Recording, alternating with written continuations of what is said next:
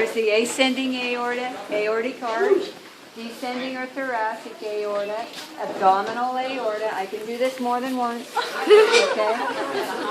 Branching off the aorta, you have, it's hard to see up here, the brachiocephalic trunk right here, which is going to break off into the common carotid and the right subclavian. Here are your other two branches, common carotid artery, left subclavian. Right here, common carotid, internal and external carotid arteries. Coming out the upper appendage, subclavian artery, axillary artery, brachial artery, radial and ulnar arteries. Okay.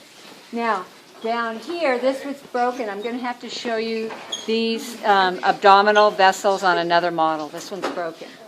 But on the lower part of the aorta, you have the common iliac arteries, which branch off into the internal and external iliac.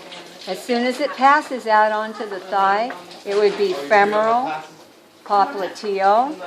I guess popliteal would be down here behind the knee. And then this is, let me see how it's going to work here. These would be the anterior and posterior tibial arteries, and here's the fibular artery on the lateral side of the leg.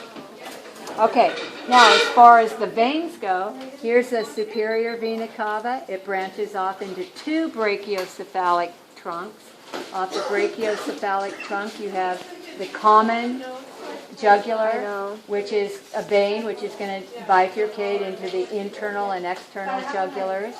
Right here, these two right here are your vertebral vessels that go up inside the foramen in the transverse foramina there.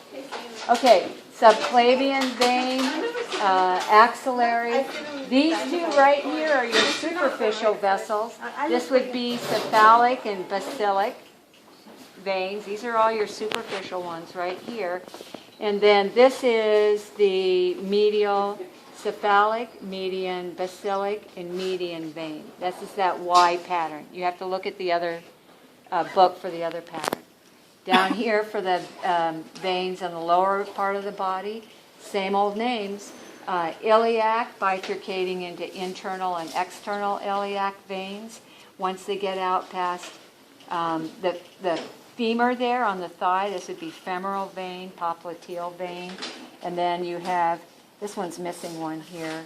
These are your anterior and posterior tibial veins, right? Should be a fibular one, it's missing. Got cut off or lost right here. This is your great saphenous. It's the superficial vessel for your veins. And here's the small saphenous right here. So the whole center part we'll get when we get to the next set of models. Okay?